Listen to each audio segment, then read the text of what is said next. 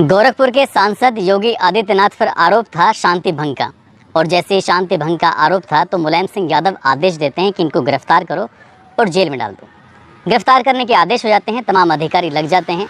और जब इन्हें गिरफ्तार किया जा रहा था, गिरफ्तार करने के बाद इनको जेल में लेके जा रहे थे, तभी गाड़ी में जैसे ही बैठते हैं तो हज़ारों लोगों की भीड़ आ जाती है। इतनी भीड़ कि वहाँ पर पुलिस कम और भीड़ ज़्यादा थी। लोग सड़क पर लेट जाते हैं।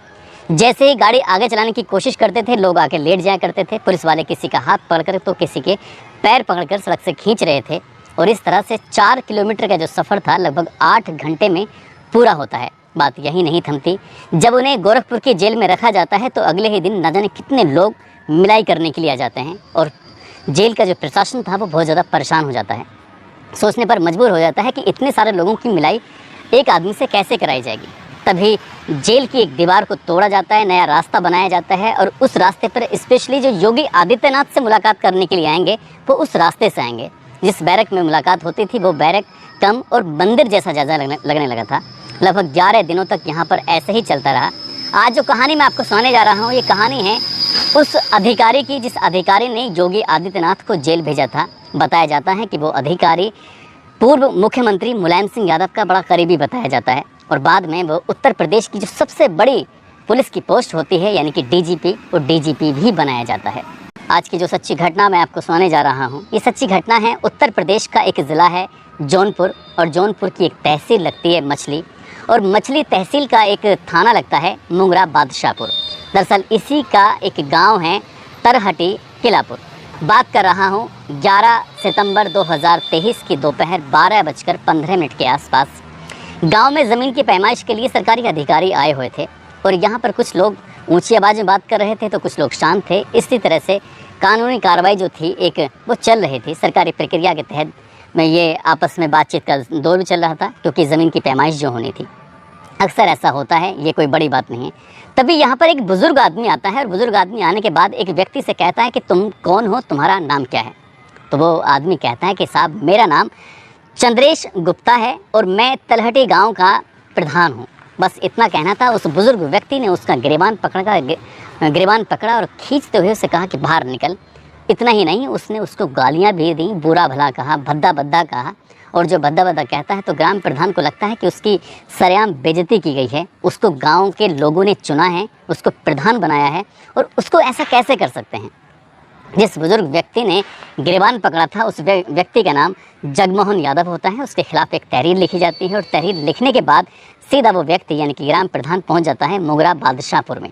और वहां जाने के बाद तहरीर देता है कि साहब मेरे साथ इस व्यक्ति ने अभद्रता की है, बदतमीजी की है।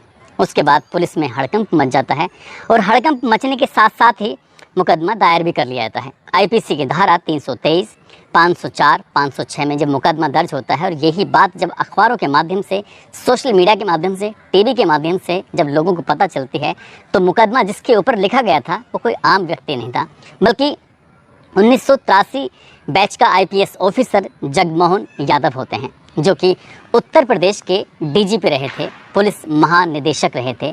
उत्तर प्रदेश में पुलिस की इससे बड़ी कोई पोस्ट नहीं होती है। जब अखिलेश यादव मुख्यमंत्री बने थे तब उन्होंने अपने उस दौर में इनको 1 जुलाई 2015 को डीजीपी बनाया था, और 31 दिसंबर 2015 को ये रिटायर हो गए थे। अब ये जैसे ही इनके ऊपर मुकदमे की बात चलती है, लगातार सोशल मीडिया पर वायरल होता है, तो लोगों को एक किस्सा, एक बात याद आती है कि डीजीपी का पद कोई सामान्य पद नहीं होता। थाने में तहरीर जाती है, मुकदमा दर्ज कर लिया जाता है, और जबकि जब कोई व्यक्ति थाने में जाता है तो उसमें एसएचओ अगर सुनता नहीं है तो सीओ के पास जाना पड़ता है, एसपी के पास जाना पड़ता है, एसएसपी के पास जाना पड़ता है। कई बार मुख्यमंत्री से गुहार लगानी पड़ती है, बहुत ज़्यादा पापड़ बेलने पड़ते हैं, तब जाकर मुकदमा दर्ज होता है। और ग्राम प्रधान के तहरीर के आधार पर पूर्व डीजीपी के खिलाफ मुकदमा दर्ज होना ये आम बात नहीं थी। लोगों ने इस किस्से को जोड़ना शुरू कर दिया साल 2007 के एक किस्से से। दरअसल साल 2007 में ये गोरखपुर के आईजी हुआ करते थे, और उन्हीं दिनों की बात है। उससे कुछ समय पहले इराक के एक नेता थे सद्दाम हुसैन, उनको फांसी दी गई थी। इसी को लेकर जगह जगह विरोध प्रदर्शन चल रहे थे। बात कर रहा हूँ 26 जनवरी 2007 की रात की बात कर रहा हूँ। एक तरफ मुहर्रम का जुलूस निकाला जा रहा था, दूसरी तरफ धार्मिक कार्यक्रम चल रहा था, उसमें महिलाएं भी साथ जा रही थी। और बताया जाता है कि जुलूस में जो शामिल लोग थे, उन्हीं जुलूस में से धार्मिक जो कार्यक्रम चल रहा था महिलाओं का, जो हिंदू महिलाएं थीं, उनमें से किसी लड़की के साथ किसी ने अभद्रता कर दी, उसके साथ छेड़छाड़ कर दी। छेड़छाड़ का विरोध करने पर हंगामा शुरू हो जाता है, मार पिटाई तक की नौबत आ जाती है और इससे बीच में पता चलता है कि एक व्यक्ति को ज़्यादा पीट दिया जाता है। वह हालांकि पुलिस मौके पर आती है, वो पुलिस की जीप में बैठ जाता है जिसका नाम होता है राजकुमार अग्रहरि। उस व्यक्ति को जब जीप में बैठा होता है, उसको कुछ लोग खींचते हैं और खींचने के बाद उसको बहुत ज़्यादा मारते हैं, पीटते हैं और इतना मारते पीटते हैं कि उसकी हालत गंभीर हो जाती है।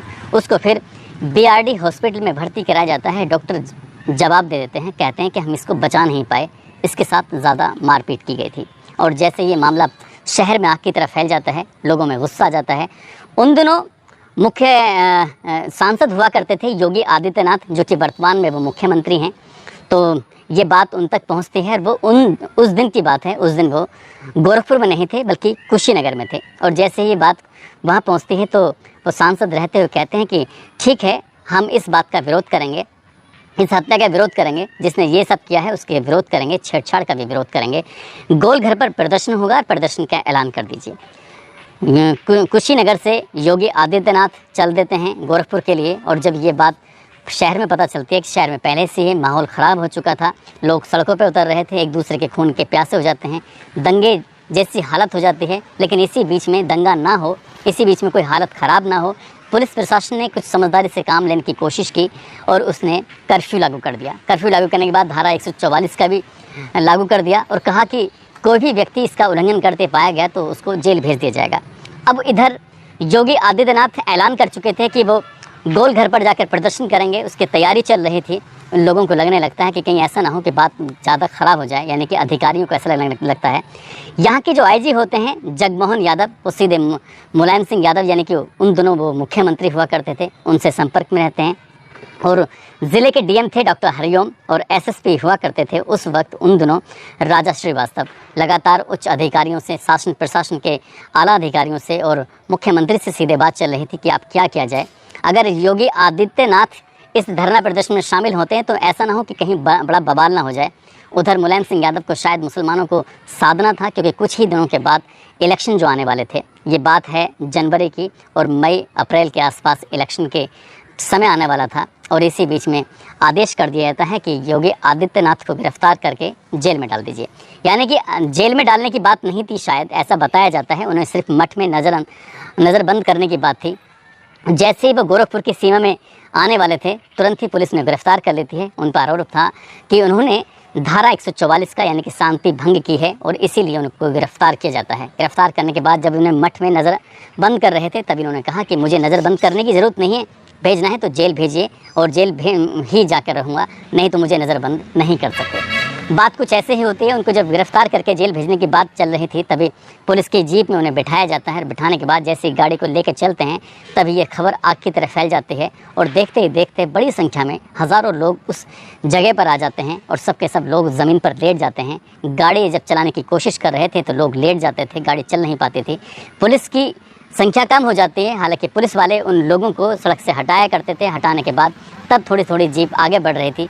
8 घंटे तक ये प्रक्रिया चलती रही, तब जाकर 4 किलोमीटर का सफ़र तय होता है। और जैसे ही योगी आदित्यनाथ को एक बैरक में बंद किया जाता है, तो अगले ही दिन उनसे मिलने के लिए बड़ी संख्या में लोग आने लगते हैं। अब ऐसी स्थिति में किस किस की सर्च अभियान किया जाएगा, इस बात को लेकर भी बड़ी समस्या बन जाती है। तभी जेल की दीवार को तोड़ा जाता है, एक रास्ता बनाया जाता है और योगी आदित्यनाथ को उस जगह पर रखा जाता है। IG जो होते हैं जगमोहन, वो लगातार उनके उच्च अधिकारियों के संपर्क में थे। 11 दिन तक योगी आदित्यनाथ जेल में रहते हैं और 11वें दिन जब जेल से छूटते हैं, बाहर आते हैं, उसके बाद कोई नहीं जानता था कि ये व्यक्ति आने वाले वक्त में उत्तर प्रदेश का मुख्यमंत्री होगा। और जैसे ये मुख्यमंत्री बनते हैं तो ये भी पता चलता है कि उस दौर के जितने भी अधिकारी थे उनको तो खैर सज़ा मिली ही थी, लेकिन एक मामला अब जब तेज़ी से सुर्खियों में आया है। बात है 11 सितंबर 2023 को उत्तर प्रदेश के ज़िला जौनपुर के तहसील मछली थाना मोगरा बादशाहपुर में और तरहटी किलापुर जो गांव लगता है, वहां पर जो एक बुज़ुर्ग आदमी जो कि उत्तर प्रदेश के पूर्व डीजीपी रहे थे, वो एक ग्राम प्रधान से जब मारपीट कर देते हैं, और ग्राम प्रधान कोई और नहीं होता बल्कि बीजेपी का एक सजग कार्यकर्ता होता है, और उसने ये मुख्यमंत्री योगी आदित्यनाथ से ही नहीं बल्कि प्रधानमंत्री से भी अपील की कि ये व्यक्ति मुझे मरवा सकता है। गांव की कई ज़मीनों पर इस व्यक्ति ने कब्जा कर रखा है, और जब जब कोई इसके खिलाफ आवाज़ उठाने की कोशिश करता है तो ये व्यक्ति उसको परेशान कर देता है। इस व्यक्ति की माँ इस गाँव की प्रधान रही हैं, और इन्होंने जगह जगह कई जगह कब्जा भी किया हुआ है। तो कुल मिलाकर उनके खिलाफ अभी फ़िलहाल मुकदमा दर्ज हो चुका है।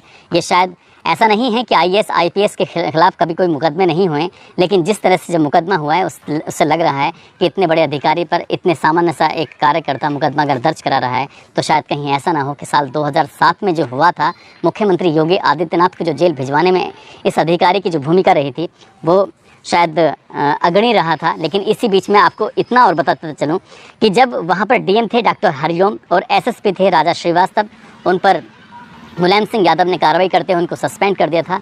उनकी जगह डीएम राकेश गोयल को बनाया था और एसएसपी एसके भगत को बनाया था। उन्हें बहुत ही कम समय में हेलीकॉप्टर से बिठाने के बाद सीधा गोरखपुर भेजते हैं और चार्ज देने की बात करते हैं।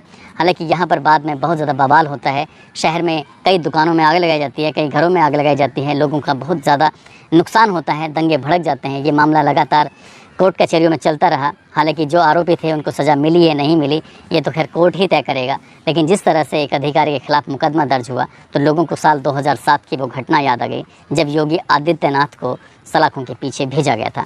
दोस्तों, इस पूरे घटनाक्रम को सुनाने का उद्देश्य किसी को परेशान करना नहीं है, किसी का दिल दुखाना नहीं है, बल्कि आपको जागरूक करना है, आपको सचेत करना है। आप सब लोग अपना ख्याल रखें, सुरक्षित रहें। जय हिंद, जय भारत।